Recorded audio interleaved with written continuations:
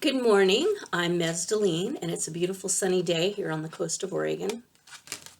And I'm bringing you your oracle card for today. It's Defend to the End, the Worthwhile.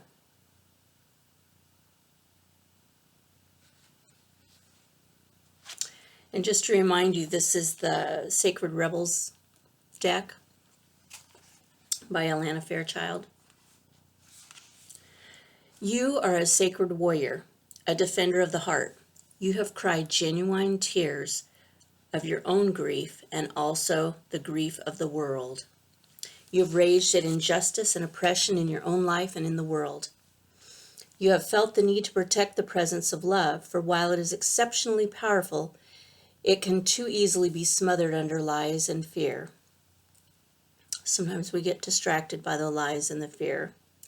The sacred warrior must not heed the dangerous voices that say, "Oh, stop being so sensitive. Stop making such a big deal out of things." Love is the biggest deal here. It's the biggest deal there is.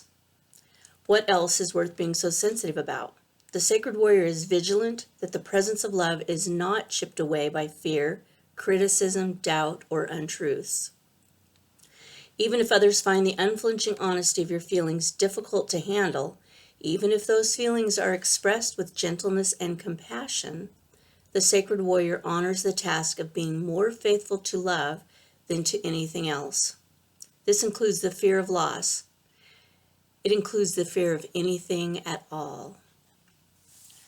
This oracle brings guidance to honor even the smallest steps in your path of the sacred warrior. They are no less important than the more noticeable or dramatic actions. They are no less important than the more noticeable or dramatic actions on your path. Being vigilant with what is meaningful and what is truthful, even in the smallest and seemingly most insignificant ways, strengthens the sacred warrior and prevents darkness from gaining a stronghold from the inside. That darkness will be intelligent and sneaky. It will tell you that it doesn't matter, that this one time you can forget what you promised, that you are just one person and that you can't make a difference anyway. That darkness will lure you into sleepy ambivalence and dull your light if you allow it to. The sacred warrior within will fight with love and honor to be true to what has meaning and never, ever allow it to be cast aside, even if it seems easier in the moment. The sacred warrior finds joy and humor in life to prevent the seriousness of the task from stifling the heart that just wants to live and be free. That joy brings strength to the warrior and an expanded, relaxed awareness that can sense the presence of fear, whether it is masked as anger, hate, or doubt, and immediately respond to it with fierce compassion. The sacred warrior will not allow fear to gain a stronghold within the heart. This oracle has special guidance for you. You are being asked to stay strong and stand your ground. This might be a big emotional journey that feels like the fight of your life. It may be in a matter that does not seem to hold much importance. Perhaps, for example, you're contemplating an idea that you feel could be something, but those around you declare it is nothing much, too impractical, too little, or too much.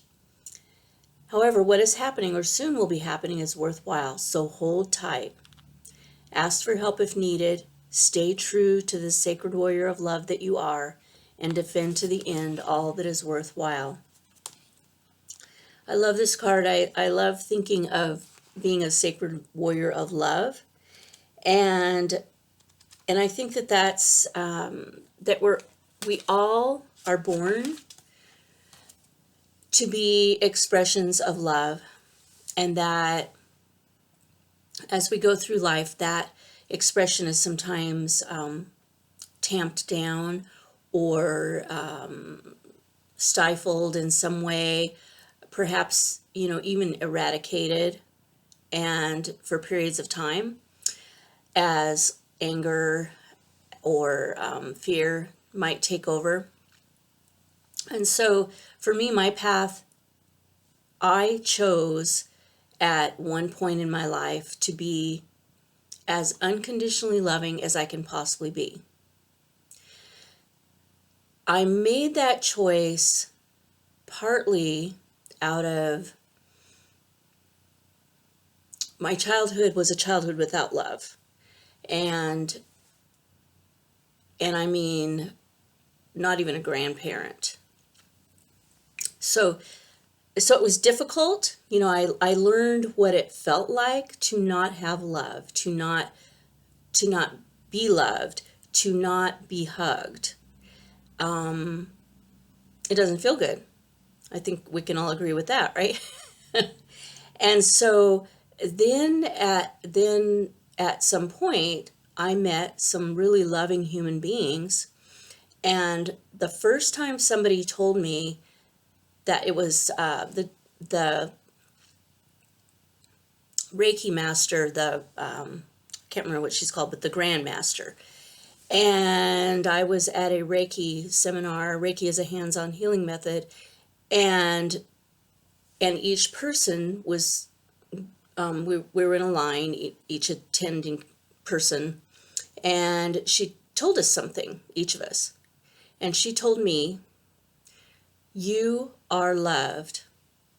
I love you unconditionally. You are loved." It was all I could do to contain my my emotions, which I had learned to contain at a really young age. And I ran out of that room and ran into the woods. Fortunately, we were at a retreat center in the woods. Sat under a tree and cried for 2.5 hours. Why did I cry? I cried because for the first time I felt unconditional love come from another human being. It was the most powerful thing, one of the most powerful things that ever happened to me in my life. So I was crying it's like tears of grief for not having it until I was, I was probably 30. Tears of joy for finding this gift, for receiving this gift, right? And then tears of determination. That I wanted to be like her, right? I wanted to be a person who gave unconditional love.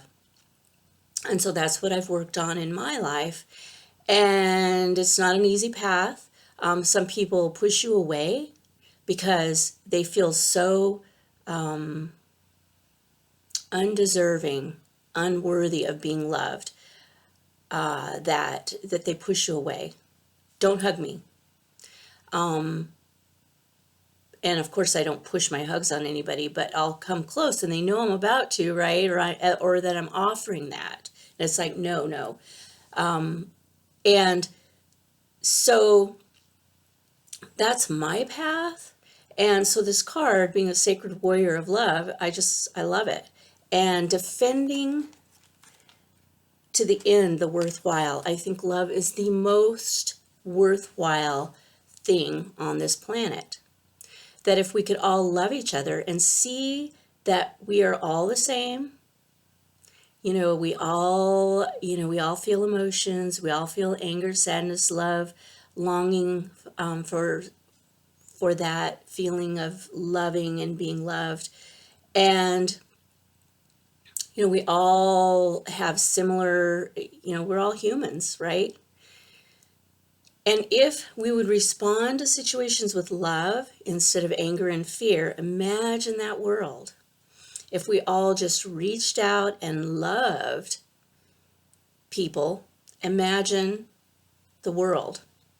So my guidance here would be, when you feel anger at someone, just, step back and look at them through the eyes of love.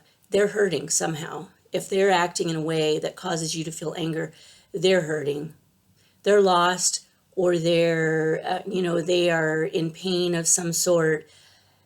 And they need love more than someone who's in a good place, right? So when you respond to a situation, even a negative one, even if somebody's screaming at you, you can just stand your ground and be a defender of what is worthwhile, and that's love. I had a relationship one time where I was being screamed at, and they said, if you let me in your life, I will destroy you because I am such a horrible person.